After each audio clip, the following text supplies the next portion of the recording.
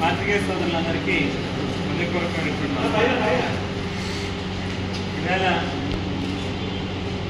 ఏదైతే సుదీర్ఘకాలంగా అపరిష్కృతంగా ఉన్నటువంటి paper mill కార్మికుల సమస్యల మీద ఈ నెల 9వ తేదీ నాడు పత్రికా సమావేశం ఏర్పాటు చేసి ఆ రోజు 14వ తేదీ లోపు కనుక ఈ అన్ని సమస్యలు కూడా పరిష్కారం చేయనటువంటి పక్షంలో ప్రత్యక్షంగా ఆందోళనకు దిగుతాము అని చెప్పి చెప్పడం జరిగింది. ఆ రోజు నుంచి కూడా 14వ తేదీ లోపు ఈ పక్కన ప్రభుత్వ అధికారులు, ప్రజాప్రతినిధులు, మరో పక్కన యాజమాన్యంతో అదే మాదిరిగా కార్మిక సంఘాలతో కూడా చర్చలు జరిపారు. పూర్తిగా ఇంకా వాటి మీద సరైనటువంటి పరిష్కారం ఇవాళ కూడా రాలేదు. స్టిల్ ఇంకా ఈ సంప్రదింపులు చర్చలు అనేటువంటిది జరుగుతుంది కదా అనేటువంటి ఉద్దేశంతో కాస్త ఓపికగా ఎక్కడో చోట ఒక పాజిటివ్ ఎండ్ అనేటువంటిది వస్తుంది అనేటువంటి ఉద్దేశంతో ఎదుర్కొంటున్నాం. ఇవాళ ముఖ్యంగా పేపర్ మిల్లు 1924లో స్థాపించారు. రాజకీయ 100 సంవత్సరాల చరిత్రలో ఎప్పుడూ లేనంత మొండి వైఖరి, ఏదనుకుంటే అదే చేస్తాము, మాకు చట్టాలు వర్తించవు, ఇక్కడ ప్రభుత్వాలతో కానీ లేకపోతే కార్మిక సంఘాలతో కానీ మాకు ఏ రకమైనటువంటి పని లేదు అన్నట్టుగా పేపర్ మిల్ యాజమాన్యం వారి యొక్క తీరు చూస్తూ ఉంటే నిజంగా బాధ అనిపించేటటువంటి విషయం. ఇవాళ అనేక దేశాలకి ఎంతో ఆదర్శంగా నిలిచేటటువంటి మన భారతదేశం యొక్క రాజ్యాంగం ఎన్నో స్ఫూర్తిదాయకమైనటువంటి విషయాలు, ముఖ్యంగా సామాన్యుడికి, పేదవాడికి, ఈ దేశంలో అణగారినటువంటి వర్గాల ప్రజలకి మేలు చేకూర్చేటట్టుగా రూపొందించినటువంటి రాజ్యాంగం. ఇలా రాజ్యాంగాన్ని అనుసరించి మనం తెచ్చుకున్నటువంటి అనేక చట్టాలు, ఆ చట్టాలను గౌరవించాల్సినటువంటి బాధ్యత ఎవరి మీద ఉంటుంది. కానీ పూర్తిగా దానికి భిన్నంగా భారతదేశంలో పరిశ్రమ నడుపుతున్నట్టుగా కాకుండా భారతదేశంలో కార్మిక చట్టాలు మాకు వర్తించవు అన్నట్టుగా యాజమాన్యం వాళ్ళకి తీరు ప్రవర్తన చూస్తే ఖచ్చితంగా ఎవరైనా కూడా కార్మిక సంఘాల తరఫున, కార్మికుల తరఫున నిలబడాల్సినటువంటి బాధ్యత ఇవాళ కనిపిస్తాం. ముఖ్యంగా మనం చూస్తే 1947లో పారిశ్రామిక వివాదాల చట్టం కానీ, కార్మిక సంఘాల చట్టం కావచ్చు, వేతనాల చెల్లింపుల చట్టం కావచ్చు, కనీస వేతనాల చట్టం కావచ్చు, సమాన ప్రతిఫల చట్టం కావచ్చు, లేక బోనస్ చెల్లింపుల చట్టం కావచ్చు, గ్రాట్యుటీ చెల్లింపులు కావచ్చు, ఫ్యాక్టరీ చట్టం కావచ్చు, కాంట్రాక్ట్ కార్మికుల తాలూకా చట్టం కావచ్చు, అనేక చట్టాలు కార్మికుల యొక్క శ్రేయస్సు ఆలోచన చేస్తూ ఏదో పెట్టుబడిదారుల తాలూకా వ్యవస్థ కింద మారకూడదు అనేటువంటి ఉద్దేశం, ఎంతో సుదీర్ఘమైనటువంటి ఆలోచన చేసి ఈ చట్టాలన్నింటినీ కూడా మనం తీసుకొచ్చుకోవడం జరిగింది. ప్రజలతో ఎన్నుకోబడినటువంటి ప్రభుత్వాలుగా ఇవాళ ప్రజల యొక్క బాగోగుల కోసం పనిచేయాల్సినటువంటి బాధ్యతగా ఏర్పడినటువంటి ప్రభుత్వాలు తీసుకొచ్చినటువంటి చట్టాలు, ఆ చట్టాలను పూర్తిగా ఇవాళ పేపర్ మిల్ యాజమాన్యం తుంగలో తొక్కుతూ ఉంది అనేటువంటి మాటని చెప్తా ఉన్నాం. ప్రధానంగా ఏదైతే పర్మనెంట్ ఎంప్లాయీస్కి సంబంధించినటువంటి సమస్యలు ఒక పక్కన, కాంట్రాక్ట్ ఎంప్లాయీస్కి సంబంధించినటువంటి సమస్యలు మరొక. పర్మనెంట్ ఎంప్లాయీస్కి గడిచినటువంటి 100 సంవత్సరాలుగాను కనీసం మనం గడిచినటువంటి 30-40 సంవత్సరాలు చూసుకుంటే ప్రతి 2 ఏళ్ళకు ఒకసారి ఎన్నికలు జరుగుతాయి, ప్రతి 3.5 సంవత్సరాలకు ఒకసారి అగ్రిమెంట్ జరుగుతుంది. ఆ వేతన ఒప్పందంలో ఆ బేస్ అగ్రిమెంట్లో జీతపత్యాలు కానీ మిగతా ఇతర వెల్ఫేర్స్కి సంబంధించినటువంటి స్కీమ్స్ లేకపోతే ఏవేవైతే యాజమాన్యం కార్మికులు చేయాల్సినటువంటి మంచికి సంబంధించినటువంటి కార్మికులు ఎంత ప్రొడక్షన్ చేయాలి ఇటువంటి అన్ని అంశాల మీద కూడా కూలంకుషంగా చర్చించుకుని వాటి మీద ఒక ఫైనల్గా ఒక అగ్రిమెంట్కి వచ్చి వాటిని అనుసరించి పరిశ్రమను నడిపినటువంటి కార్యక్రమం. కానీ గడిచినటువంటి 6 సంవత్సరాలుగా 2019 సంవత్సరం చివరిలో డిసెంబర్ 4 అయిపోయినటువంటి అగ్రిమెంటు ఈవేళకి కూడా కొత్తగా ఎన్నికలు జరగట్లేదు, మరో పక్కన అగ్రిమెంట్ కూడా చేసుకునేదానికి ముందుకు రావాలి. ఎలక్షన్లు జరగనివ్వకుండా యాజమాన్యమే కొంతమంది కార్మిక నాయకుల ముసుగులో ఉన్నటువంటి బ్రోకర్ల చేత హైకోర్టులో కేసులు వేయించి ఎలక్షన్ జరగనివ్వకుండా తాత్సారం చేసినట్టు. మరో పక్కన ఏదైతే పర్మనెంట్ ఎంప్లాయీస్కి సంబంధించి ఆ అగ్రిమెంట్ జరిగితే పెరగాల్సినటువంటి జీతం ఉంటుంది, దానిని కూడా పెంచకుండా ఆ జీతం కూడా పెరగకుండా ఎప్పటికప్పుడు అడ్డుపడుతూ వెళ్తూ ఉన్నటువంటి పరిస్థితులు కనిపిస్తూ ఉన్నాయి. ఇది ఏమాత్రం కూడా మంచిది కాదు అని చెప్పి ఎన్నిసార్లు చెప్పినా కూడా యాజమాన్యం మాత్రం పూర్తిగా పెడచెవిన పెడతా ఉన్నటువంటి పరిస్థితి. మరో పక్కన కాంట్రాక్ట్ ఎంప్లాయీస్ మనం చూస్తే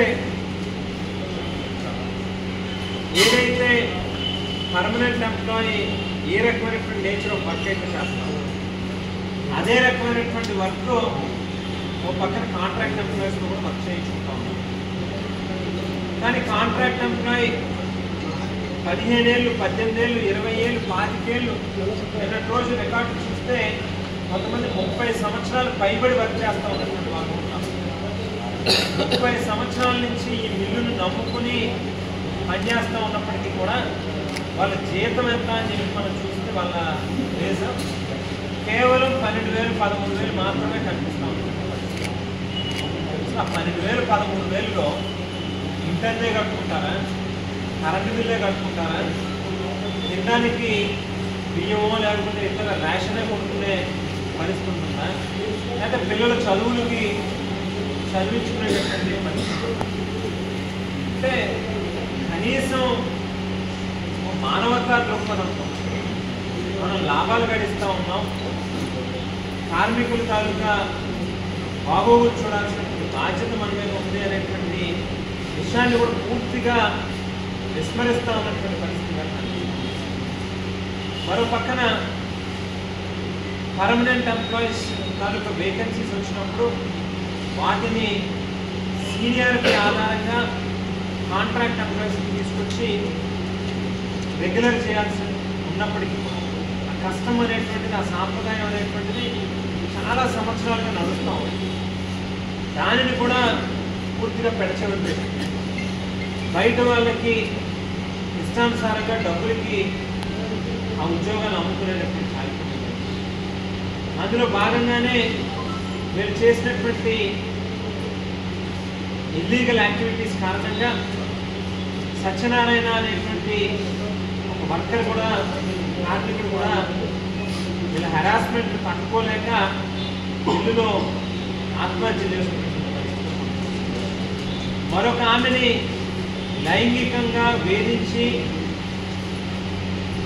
ఆమెను పెట్టినటువంటి ఇబ్బందులకి లోబరుచుకుని ఆమెకి ఆశ చూపించి రెగ్యులర్ చేస్తాము అని చెప్పి ఆమెను కూడా ఇబ్బంది పెట్టినటువంటి కారణం. ఇదే ముఖేష్ జైన్ మీద బొమ్మూరు పోలీస్ స్టేషన్లో రేప్ కేసు కూడా రిజిస్టర్ అయినటువంటి పరిస్థితులు మనం చూస్తాం. ఫైనల్గా ఆమెతో సెటిల్ చేసుకుని ఆమె కొడుకుకి కడియం బిల్లులో వచ్చి ఉద్యోగాన్ని ఇచ్చారు. కానీ ఆమెను కూడా ఒప్పించి బతిమలాడుకుని ఫైనల్గా ఆ కేసు విత్డ్రా చేయించుకునేటువంటి కార్యక్రమం. పరంపర స్కీముకి సంబంధించినటువంటి అంశంలో కూడా వీళ్ళ మీద ఏ రకంగా ఫైనాన్షియల్ క్రైమ్కి దారి తీశారు, దాని మీద కూడా 320 పోలీస్ స్టేషన్లో కేసు కూడా వేస్తారు. మరి ఇవన్నీ కూడా కార్మికుల తాలూకా జీతాలు పెంచమని అడిగేటటువంటి దానికి సంబంధించి ఏదైనా పరిశ్రమ ఇబ్బందుల్లో ఉందా, జీతాలు పెంచలేనటువంటి పరిస్థితిలో ఉందా, నష్టాల్లో ఉందా అని చూస్తే ఎక్కడా కూడా ఆ రకమైనటువంటి పరిస్థితి లేదు. గడిచినటువంటి 10 సంవత్సరాలుగా కూడా చాలా పెద్ద మొత్తంలోనే యాజమాన్యం ఒక పక్కన లాభాలు పెరుగుతూ ఉన్నాయి, ఏదైతే ఫిక్స్డ్ అసెట్స్ కానీ కరెంట్ అసెట్స్ కానీ వాటి కూడా పెరుగుతూ ఉన్నాయి. మరో పక్కన రిజర్వ్ సర్ప్లస్ ఫండ్స్ కూడా మరో పక్కన అబ్నార్మల్గా పెరుగుతూ ఉన్నటువంటి పరిస్థితి. ఈ స్థాయిలో పెరుగుతూ ఉన్నా కూడా కార్మికులకి న్యాయంగా ధర్మబద్ధంగా వాళ్ళు అడుగుతూ ఉన్నటువంటి హక్కులు, వాళ్ళకి జీతాలు పెంచమని చెప్పి అడుగుతూ ఉంటే ఎందుకు ఈవేళ పెన్షన్లు పెడతా ఉన్నారనేటువంటిదే ఖచ్చితంగా ఒక పెద్ద ప్రశ్న కింద కనిపిస్తూ ఉంటుంది. ముఖ్యంగా ఇక్కడ ఎవరైతే యాజమాన్యానికి కార్మికులకి మధ్యలో ఉన్నటువంటి ఇక్కడ మేనేజ్మెంట్ చేస్తూ ఉన్నటువంటి ఈడీ స్థాయిలో ఉన్నటువంటి ముఖేష్ జైన్ స్థాయిలో క్యాడర్లో ఉన్నటువంటి వ్యక్తులు ఉన్నారు. అసలు వాళ్ళు పూర్తిగా మేనేజ్మెంట్కి ఏదైనా ఒక రాంగ్ డైరెక్షన్లో నడిపిస్తూ ఉన్నారా, కార్మికులకి యాజమాన్యానికి గ్యాప్ తీసుకొచ్చి ఆ బెనిఫిట్ని వాళ్ళు పొందేటటువంటి ప్రయత్నం చేస్తూ ఉన్నారనేటువంటిదే పెద్ద ప్రశ్న కింద ఇక్కడ కనిపిస్తూ ఉంది. అందు గురించి మీ అందరికీ కూడా ఇవాళ కొంత అసలు గడిచినటువంటి 10 yearsగా కొన్ని స్టాటిస్టిక్స్ మీకు చూపిద్దాం అనేటువంటి ఉద్దేశంతోనే ఇవాళ ప్రెస్ మీట్ పెట్టడానికి ప్రధానమైనటువంటి కారణం 2014 నుంచి 2015, 2016 అట్లా 2024 వరకు తీసుకున్నాం. ఈ 10 సంవత్సరాలకి సంబంధించి ఒకసారి మనం రెవెన్యూ స్టడీ అనేటువంటి చూస్తే 2014లో 1091 కోట్ల రూపాయలు జరిగినటువంటి వ్యాపారం ప్రతి ఏడాది కూడా ఇంక్రీజింగ్ ట్రెండ్లోనే వెళ్తూ సుమారుగా 2023లో మనం చూస్తే 2097 కోట్ల రూపాయల వ్యాపారం జరిగింది. ఈ ఏడాది 1800 కోట్ల రూపాయలు జరిగింది. ఒక కోవిడ్ సంవత్సరంలో మాత్రమే, అది కూడా కోవిడ్లో అయితే మనం చూస్తే చాలా సంస్థలు మూసేసుకోవడం కానీ లేకపోతే ఏదో హాలిడే ఇచ్చినటువంటి పరిస్థితి కానీ మనం గమనించాం. కానీ పేపర్ మిల్ కార్మికులు మాత్రం వాళ్ళ ప్రాణాలను కూడా పణంగా పెట్టి ఆఖరికి ఆ సంవత్సరంలో కూడా ఎక్కడ ప్రొడక్షన్ విషయంలో కానీ వ్యాపారం విషయంలో కానీ ఎక్కడ బయటికి సేల్స్ విషయంలో కానీ ఎక్కడా కూడా తగ్గకుండా ఆ ఏడాదిలో కూడా మనం గమనిస్తే 1269 కోట్లు ఒక ఏడాది, 886 కోట్ల రూపాయలు ఒక ఏడాది వ్యాపారం జరిగింది. సో ఇట్లా మనం జరిగినటువంటి వ్యాపారాన్ని 2014లో 1091 కోట్లు జరిగితే సుమారుగా ఈవేళ 1800-2000 కోట్లు అంటే డబల్. ఆ రోజు ఎంతైతే జరిగిందో దానికి ఆల్మోస్ట్ డబల్ అయినటువంటి పరిస్థితి కనిపిస్తాం. మరో పక్కన ఎంప్లాయీస్కి సంబంధించి ఏదైతే ఆఫీస్లో వర్క్ చేసేటటువంటి వాళ్ళు కావచ్చు, సీనియర్ ఆఫీసర్స్ కావచ్చు, లేక పర్మనెంట్ ఎంప్లాయీస్ కావచ్చు, మరో పక్కన కాంట్రాక్ట్ ఎంప్లాయీస్ కావచ్చు. కాంట్రాక్ట్లో కూడా మళ్ళీ ఇక్కడ కార్డు హోల్డర్ అని, నాన్ కార్డు హోల్డర్ అని కూడా 2 కేటగిరీస్ ఉన్నాయి. వీళ్ళందరితో కలిపి చూస్తే 2014లో 108 కోట్ల రూపాయల జీతాలు ఉంటాయి. అక్కడి నుంచి పెరుగుతూ అగ్రిమెంట్కి పెరుగుతూ వచ్చినటువంటిది ఈవేళకి 169 కోట్ల రూపాయలు. మళ్ళీ ఈ 169 కోట్ల రూపాయల్లోనే కూడా దాదాపుగా 80 కోట్ల రూపాయలు ఓన్లీ ఆఫీసర్స్కి సంబంధించినటువంటి జీతాలు. అంటే 80 కోట్ల రూపాయలు ఇందులో తీసేస్తే దాదాపుగా 2000 మంది పైబడి దగ్గర 2500 మంది ఉంటారు. 2500 మందికి కలిపి 80 కోట్ల రూపాయలు, 85 కోట్ల రూపాయలు జీతాలు ఉంటాయి. మనం చూస్తే ఆఫీసర్లకు సంబంధించి 80 కోట్లు, పర్మనెంట్ వర్క్మెన్కి సంబంధించి 65 కోట్లు, పర్మనెంట్ వర్క్మెన్కి సంబంధించి 65 కోట్లు, కాంట్రాక్ట్ వర్క్మెన్కి సంబంధించి 25 కోట్లు. ఈ కాంట్రాక్ట్ వర్క్మెన్ దాదాపుగా 1400-1500 మంది ఉంటారు. 1400-1500 మందికి కలిపి ఈ 25 కోట్ల రూపాయలు చేద్దాం. అదే సీనియర్ స్టాఫ్ చూస్తే మనం ఏ కోసం 300-350 మంది ఉంటారు సుమారుగా అటు ఇటుగా. వాళ్ళకి 80 కోట్ల రూపాయలు, 300-400 మందికి ఉన్న వాళ్ళకేమో 80 కోట్ల రూపాయలు చేస్తాం. సుమారుగా 1400-1500 ఉన్న వాళ్ళకేమో 25 కోట్ల రూపాయలు. అంటే అంతే, ఇందులో 3వ వంతు కూడా కాదు. ఈ మొత్తం కలిపి 170 కోట్లు. అంటే 2014 నుంచి తీసేసాం. 2014 నుంచి 20 దాకా గమనిస్తే కేవలం ఒక 50 కోట్ల రూపాయలు మాత్రమే జీతాల తాలూకా ఖర్చు అనేటువంటిది అన్ని ఆఫీసర్లు, పర్మనెంట్, కాంట్రాక్టు ముగ్గురు కేటగిరీస్ కలిపి కేవలం 50 కోట్ల రూపాయలు పెరిగింది. అందులో కూడా మనం ఎవరెవరికి ఎంత పెరిగిందని చూస్తే ఖచ్చితంగా ఆఫీసర్స్కి ఎక్కువ పెరుగుతుంది. ఎందుకంటే ఈ కాంట్రాక్ట్ ఎంప్లాయీస్ను లేకపోతే పర్మనెంట్ ఎంప్లాయీస్ను, వర్కర్లని, కార్మికుల్ని బాగా అనగదొక్కగలిగే వాళ్ళు, బాగా వాళ్ళని ఇల్ట్రీట్ చేసే వాళ్ళకి ఎక్కువ జీతాలు ఇచ్చి వాళ్ళని మాత్రమే తెచ్చుకుంటారు, ఈ ముఖేష్ జైన్ లాంటి వాళ్ళని. అదే మాదిరిగా ప్రాఫిట్స్ గమనిస్తే 2014 నాటికి 61 కోట్ల రూపాయలు ఉన్న ప్రాఫిట్. ఈ పాయింట్ దయచేసి అందరు గమనించండి అన్న. 61 కోట్ల రూపాయలు ఉన్నటువంటి ప్రాఫిట్ అంచెలంచెలుగా పెరుగుతూ ఒక కోవిడ్ సమయంలో తప్పితే ఈవేళ దగ్గర 430 కోట్ల నుంచి 734 కోట్ల మధ్యలో కనిపిస్తాం. 60 కోట్లు ఎక్కడ ఈ సంవత్సరం అంటే 734 కోట్లు అంటే లాస్ట్ ఆ కోవిడ్ సమయంలో ప్రొడక్షన్ చేసి ఉన్నప్పటికీ బయటకి సేల్ అనేటువంటిది ఆ టైంలో కొంత తగ్గుతుంది కాబట్టి ఆ సంవత్సరాల్లో సేల్ తక్కువ ఉంటే అది దాని సబ్సిక్వెంట్ ఇయర్లో సేల్ కూడా ఇందులో పెరుగుతుంది కాబట్టి 734 కోట్లు వచ్చిందని అనుకుంటున్నాను. ఇప్పుడు అది పక్కన పెట్టిన ఈ 430 కోట్లు తీసుకున్నా కూడా 61 కోట్లు ఎక్కడ, 430 కోట్లు ఎక్కడ, దాదాపుగా 7-8 రెట్లు పైన లాభాలు పెరిగింది. అబ్నార్మల్గా ప్రాఫిట్స్ పెరిగింది కేవలం 10 years స్పాన్లో. ఇదంతా కూడా కార్మికుల తాలూకా కష్టం మీద వచ్చినటువంటి ప్రాఫిట్సే తప్పితే ఇదేదో వాళ్ళ గొప్పతనం కాదు. మరో పక్కన ఆస్తుల విలువ మనం గమనిస్తే ఇందాక చెప్పినట్టుగా ఇందులో ఫిక్స్డ్ అసెట్స్ ఉంటాయి, కరెంట్ అసెట్స్ ఉంటాయి. ఇవన్నీ కూడా గమనిస్తే 2014 నాటికి 1314 కోట్ల రూపాయలు వాళ్ళ తాలూకా ఆస్తుల విలువ. అది పెరుగుతూ ఈవేళకి 2450 కోట్ల రూపాయలు పెరిగింది. అంటే దాదాపుగా 1000 కోట్ల రూపాయలు పైబడి ఆస్తుల తాలూకా విలువ పెరిగింది. మరో పక్కన అప్పులు, లాంగ్ టర్మ్ బారోయింగ్స్ 2014 నాటికి 497 కోట్ల రూపాయలు ఉంటే అది కాస్త తగ్గుతూ అంటే తగ్గుతూ ఉంటుంది. మళ్ళీ మధ్యలో ఎప్పుడైనా ఇంకొకసారి మళ్ళీ లోన్ అనేది తీసుకుంటాయి. అంటే ఉదాహరణకి అక్కడి నుంచి తగ్గుతూ 84 కోట్లు లాస్ట్ ఇయర్ వచ్చింది. ఒకసారి మళ్ళీ ఈ మధ్యకాలంలో కొత్తగా ఏదైనా లోన్ తీసుకుని ఉండొచ్చు 40-50 కోట్ల రూపాయలు, మళ్ళీ అది 139 కోట్లకి వెళ్ళింది. 497 కోట్ల రూపాయలు ఉన్న అప్పు దాదాపుగా 84 కోట్ల రూపాయలకు వచ్చేసింది. అంటే 400 కోట్ల పైన అప్పులు కూడా క్లియర్ అయింది. ఒక పక్కన రెవెన్యూ పెరిగింది, 1000 కోట్లు ఉన్న రెవెన్యూ 2000 కోట్లు అయింది. ప్రాఫిట్స్ 60 కోట్లు సంవత్సరానికి ఉండేది కాస్త ఇవాళ 450-500 కోట్ల రూపాయలకి అది పెరిగింది.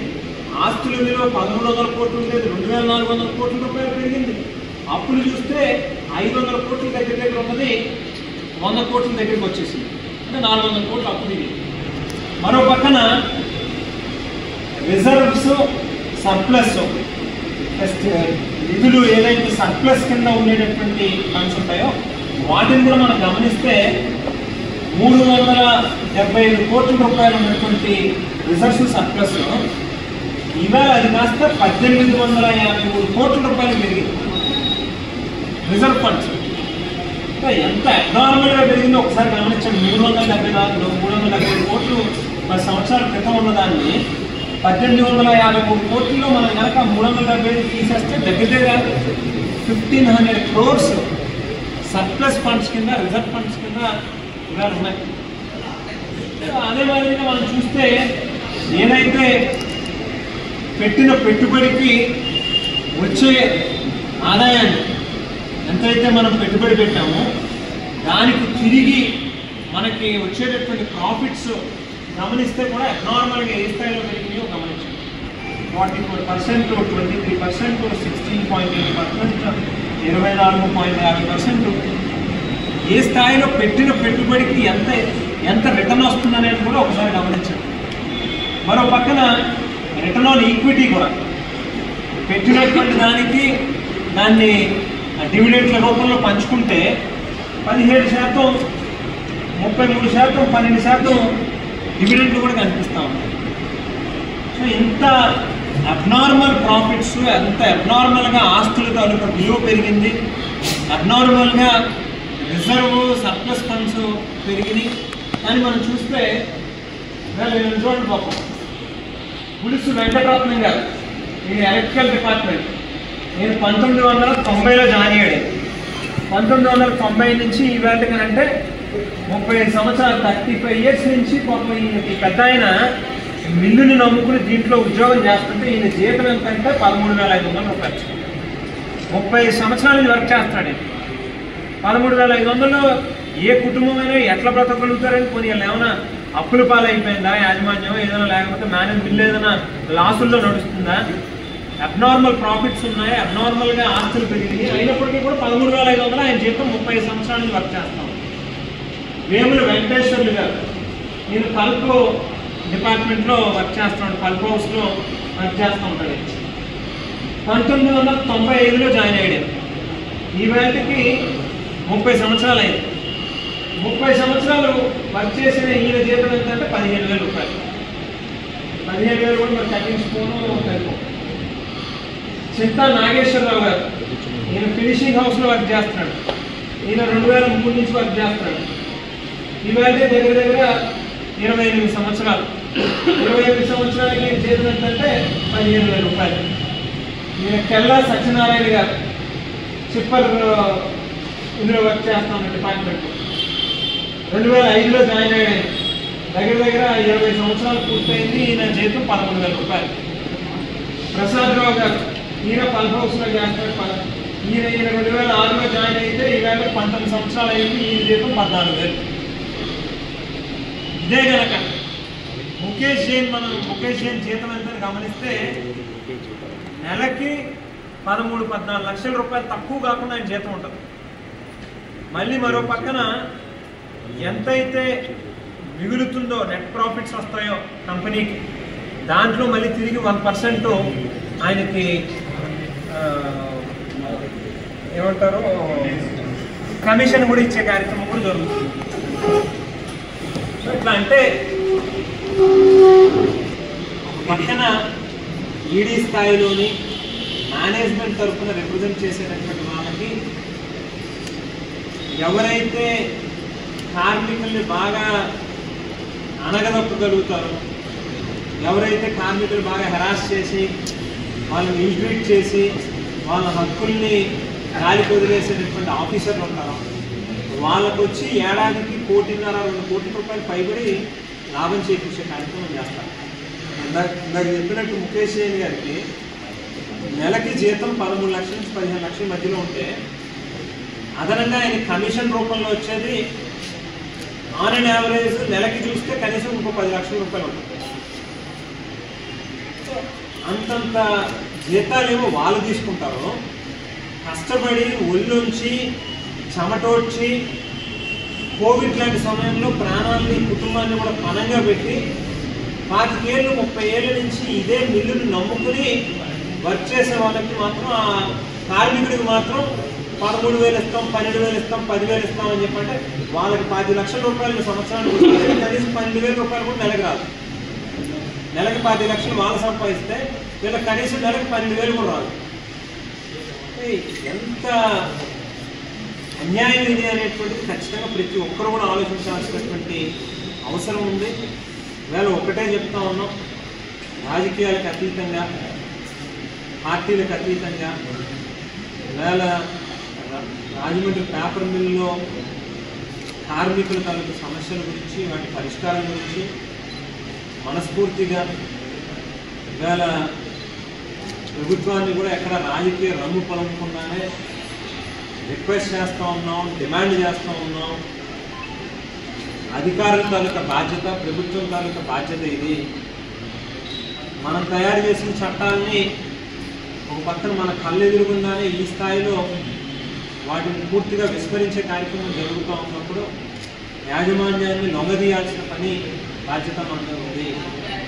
కార్మికులకు న్యాయం జరిగేటట్టుగా చూడాల్సినటువంటి అవసరం ఉంది అని చెప్పి డిమాండ్ చేస్తూ ఉంటాం. ఇప్పటికే మొన్నటి రోజు 14వ తేదీ నాటికి క్లియర్ చేస్తారేమో, ఇష్యూని సార్ట్అవుట్ చేస్తారేమో అని చెప్పి ఎదురు చూసాం. బట్ మళ్ళీ తిరిగి మీరు విజయవాడలో మీటింగ్ పెడతామని చెప్పి చెప్పడం, ఆ కారణంగా మళ్ళీ ఆ 14వ తేదీలోపు చెయ్యకపోతే కనుక ఖచ్చితంగా దీన్ని ఉద్యమిస్తామని చెప్పినటువంటి మాటని కాస్త మళ్ళీ సమయం తీసుకోవాలి. ప్రభుత్వం సానుకూలంగా సంప్రదింపులు చేస్తూ ఉన్నప్పుడు మనం కంగారు పడకూడదనేటువంటి ఉద్దేశంతో ఆగాం. మొన్న మధ్యకాలంలో జరిగినటువంటి సమావేశంలో కూడా మరొకసారి మళ్ళీ దాన్ని పోస్ట్పోన్ చేసి 21వ తేదీ నాటికి మరో సమావేశాన్ని పెడతామని చెప్పిన కారణంగా మరొకసారి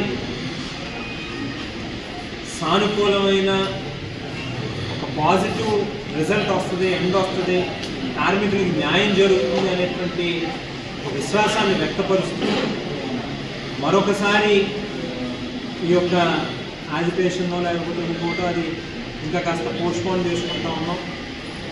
బట్ 14th నుంచి కూడా ఇక్కడే పేపర్ మీద డేట్ ఎదుర్కొండానే మన టీకే విశ్వేశ్వరరెడ్డి గారి కళ్యాణ మండపం, కృష్ణసాయి కళ్యాణ మండపంలో ఇక్కడే డే అండ్ నైట్ ఇక్కడే ఉంటా ఉన్నాం.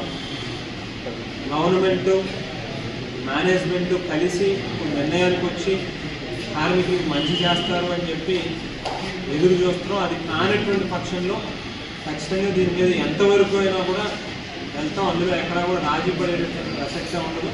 ఆ పార్టీకి సంబంధించినటువంటి పెద్దలకు కూడా, అటు బొత్స సత్యనారాయణ గారు ప్రాంతీయ సమన్వయకర్త వారికి కానీ, అలాగే పార్టీ హైకమాండ్ మా నాయకులు జగన్మోహన్ రెడ్డి గారి దృష్టికి కానీ, అలాగే సజ్జన రామకృష్ణారెడ్డి గారి దృష్టికి కానీ, అలాగే మా జిల్లా అధ్యక్షులు చెల్లిపోయిన వేణుగోపాలకృష్ణ గారు, అలాగే మా గూడూరి శ్రీనివాస్ గారు, అలాగే మా నందీప్ సింగ్ గారు కానీ, అలాగే కార్మిక సంఘాల పూర్వం నుంచి నాన్నగారితో సుదీర్ఘకాలంగా ప్రయాణం చేస్తూ ఉన్నటువంటి కార్మిక నాయకులు కావచ్చు, వీళ్ళందరూ కూడా ఖచ్చితంగా ఇన్వాల్వ్ అయ్యి ఉన్నారు. అలాగే శివరామ సుబ్రహ్మణ్యం గారు కూడా అవసరమైనటువంటి సమయంలో ఖచ్చితంగా వారు కూడా ఇన్వాల్వ్ అవుతారు. ఒకటే డిమాండ్ చేస్తాము, దయచేసి పాత్రికా సోదరులందరినీ కూడా, మీడియా సోదరులందరినీ కూడా, ఇవన్నీ కూడా ఈ ఫిగర్స్ అన్నీ కూడా ఏవో ఫ్రేమ్ చేసినటువంటి కాదు. ఇవన్నీ కూడా వాళ్ళ యాన్యువల్ రిపోర్టుల్లోంచి, ఏజీఎంఎల్లోంచి తీసి పొందుపరిచి వాటిని చూపిస్తూ ఉన్నటువంటి రిపోర్ట్స్. ఇవన్నీ కూడా మీరు గమనిస్తే అబ్నార్మల్గా ప్రాఫిట్స్ పెరిగినాయి, ఆస్తులు పెరిగినాయి, సర్ప్లస్ ఫండ్స్ పెరిగినాయి. ఇవన్నీ కూడా పెరిగినా కూడా జీతాలు పెంచకపోవడం అనేటువంటిది మాత్రం అమానుషం. ఇది ఏమాత్రం కూడా సహించదగినటువంటి కాదు. తక్షణమే దీని మీద మాత్రం వచ్చే 21వ తేదీ లోపు ఏమాత్రం దీని మీద నిర్ణయం తీసుకోకపోయినా 22 నుంచి ఖచ్చితంగా దీన్ని మరింత ఉధృతం చేసేటువంటి కార్యక్రమం మాత్రం చేస్తూ ఉంటుంది. దీన్ని వైఎస్ఆర్ కాంగ్రెస్ పార్టీ రాజకీయం చేస్తుంది పేపర్ మిల్ అట్లా కార్మిక సంఘాలన్నీ ఒక పక్కన అంటే ఒకటన్నా ఎవరు మాట్లాడుతున్నారు నాకు తెలియదు, కానీ రాజకీయం చేయడానికి అంటే నేనే వచ్చి కూర్చున్నా ఇక్కడ. నేను కూర్చున్న దాన్నే రాజకీయాన్ని రంగు పులిమే ప్రయత్నం కొంతమంది చేస్తున్నారనే ఉద్దేశంతోనే నేను నిరాహార దీక్ష చేద్దామని అనుకున్న దాన్ని కార్మిక నాయకులు కూడా కొంతమంది తొందరపడద్దన్నా, నువ్వు కూర్చుంటే దానికి వెంటనే పార్టీ కలర్ ఇచ్చో లేకపోతే ఇంకోటి ఇచ్చో కేవలం తను కూర్చున్నాడు కాబట్టి వైఎస్ఆర్సీపీ వాళ్ళు కూర్చున్నారు కాబట్టి మేము చెయ్యము అని చెప్పి మొండికేస్తారు. కొద్ది 4 రోజులు ఓపిక పట్టండి అని చెప్పి నా మనసులో నేను గట్టిగా కూర్చోవాలి నిరాహార దీక్షకి అనేటువంటి చాలా సీరియస్గా నేను డిసైడ్ అయ్యి ఉన్నా కూడా కేవలం ట్రేడ్ యూనియన్ లీడర్స్ కాస్త ఓపిక పట్టండి, తొందరపడద్దు అని చెప్పి వాళ్ళు చెప్తా ఉన్న మాట మీద వెయిట్ చేసి చూస్తూ ఉన్నాం. ఒకటి ఇందులో మీరు అందరూ కూడా గమనించాల్సింది ఏంటంటే, ఆవేళ మేము అపోజిషన్లో ఉన్నాం, మేము గవర్నమెంట్లో ఉన్నాం, ఈవేళ అధికారంలో ఉన్న వాళ్ళు ఆవేళ ప్రతిపక్షంలో ఉన్నాం. ఆ రోజు కూడా నేనే వచ్చి కార్మికుల తరఫున రోడ్డు మీద నుంచున్నా, రాత్రి పగలు గేటు దగ్గర ఉన్నా, లేక ఒక కార్మికుడు చనిపోతే లోపలికి పోయి ఆ దుమ్ము తూళ్ళలో పడుకున్నా, కడుపు మార్చుకున్నా, ఆవేళ నేనే చేశాను. ఈవేళ ప్రతిపక్షంలో ఉన్నా, ఏదో ఆవేళ ప్రతిపక్షంలో ఉన్న వాళ్ళు ఈవేళ అధికారంలోకి వచ్చారు, ఆవేళ అధికారంలో ఉన్న మేము ఈవేళ ప్రతిపక్షంలోకి వచ్చాం. ఈవేళ కూడా నేనే కార్మికుల పక్షాన నిలబడుతూ కూడా ఇందులో కేవలం ఏదో పొలిటికల్ మైలేజ్ పొందాలి అనేటువంటి ఉద్దేశం ఎవరికీ కూడా లేదు. కేవలం కార్మికులకు మంచి చేయండి అని చెప్పి నేను ఈవెన్ లాస్ట్ ప్రెస్ మీట్లో కూడా స్థానిక ఎంపీ గారిని కానీ, మంత్రి గారిని కానీ, లేక లోకల్గా ఉన్న ఇతర శాసనసభ్యుల్ని కానీ మంచిగానే దీనికి పరిష్కారం తీసుకుని రండి, రాని పక్షంలో మీ మీద కూడా మళ్ళీ బురద పడుతుంది, అది మీకు కూడా మంచిది కాదు. దగ్గర 2500 3000 మంది కుటుంబాలు వేళ దాని మీద ఆధారపడి బ్రతుకుతూ ఉన్నాయనేటువంటిదే చెప్పాను. ఎక్కడ వాళ్ళని కూడా విమర్శించారు, మంచి ఉద్దేశంతోనే చెప్పాను. దయచేసి ఇందులో పొలిటికల్ ఎజెండా పక్కన పెట్టి దాదాపు 3000 మంది ప్రత్యక్షంగా అందులో వర్క్ చేస్తూ ఉన్నటువంటి కార్మికుల కుటుంబాలకి న్యాయం చేయండి అని చెప్పి అడుగుతూ ఉన్నా. ఇందులో కూడా మరొక మాట కూడా చెప్పదలుచుకుంది ఏంటంటే, దయచేసి యాజమాన్యం కానీ, పబ్లిక్ రిప్రజెంటేటివ్స్ కానీ, ఆఫీసర్లు కానీ ఎవరూ కూడా ఇందులో ఈగోకి వెళ్ళొద్దు, మా మాట ఎందుకు చెల్లుబాటు కాదు అనేటువంటి ధోరణి వెళ్ళొద్దు. నిజంగా ఇది ఈగో సాటిస్ఫాక్షన్ కోసమే అయితే కనుక నేను నిజంగా మనస్ఫూర్తిగా చెప్తాను, ఈ కాలు షూ తొడవడానికైనా సరే ఖచ్చితంగా ఇవాళ రెడీగా ఉన్నాం. కార్మికుడికి న్యాయం జరగాలనేటువంటిది ఒకటే లక్ష్యం తప్పితే ఇందులో ఎక్కడా కూడా మా సెల్ఫ్ ఎజెండాలు, మా సొంత ప్రయోజనాలు, మా మైలేజీలు అనేటువంటి ఎక్కడా చూసుకోవట్లేదు. కార్మికుడికి మంచి జరుగుతుంది అని అంటే, మా వలన మీరు ఏదైనా ఇబ్బంది పడుతున్నారని అంటే ఎవరి కాలు బూటైనా సరే ఖచ్చితంగా తొడవడానికి కూడా ఇవాళ నేనైతే సిద్ధంగా ఉన్నా అని చెప్పి ఖచ్చితంగా మనస్ఫూర్తిగా చెప్తాను.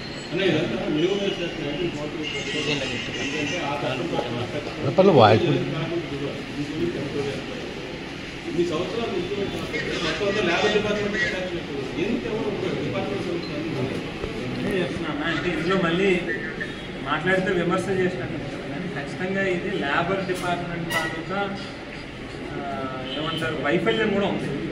చట్టాలని ఎందుకు తయారు చేసుకుంటాం, ఆ చట్టాలను ఖచ్చితంగా చేసుకోవడంలో గొప్పతనం కాదు, దాన్ని అమలుపరచడంలోనే ప్రభుత్వ యంత్రాంగం తాలూకా గొప్పతనం ఉంటుంది, దాని తాలూకా లక్ష్యం అనేటువంటిది నెరవేరుతుంది.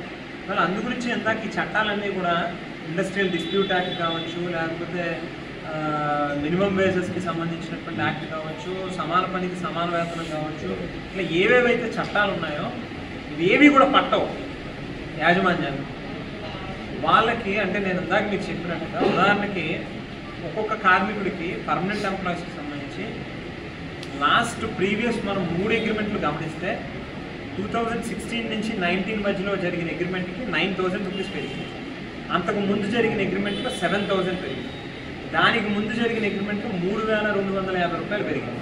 ఇట్లా మనం గమనిస్తే ఎప్పుడు కూడా పూర్వం నుంచి ప్రతి అగ్రిమెంట్కి కూడా కనీసం అంటే డబల్ అంతకంటే ఎక్కువే జరుగుతూనే వచ్చినాయి. ఇప్పుడు మనం గమనించిన ప్రతి 3.5 సంవత్సరాలకి ఆ స్థాయిలో పెరుగుతూనే వచ్చింది. ఇవాళ 6 సంవత్సరాలు అయిపోయింది.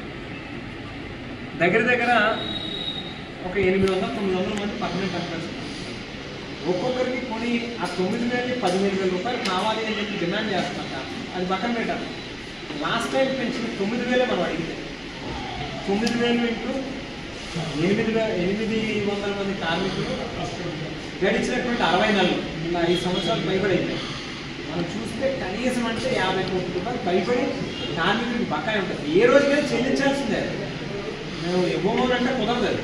ఖచ్చితంగా ఒకసారి అగ్రిమెంట్ అనేది ఎంటర్ అయిన తర్వాత అగ్రిమెంట్ ఎంటర్ అవ్వకపోవడం అనేది ఒక ఇల్లీగల్ యాక్ట్. ఇన్ని సంవత్సరాలు అగ్రిమెంట్ చేయకపోవడమే ఒక ఇల్లీగల్.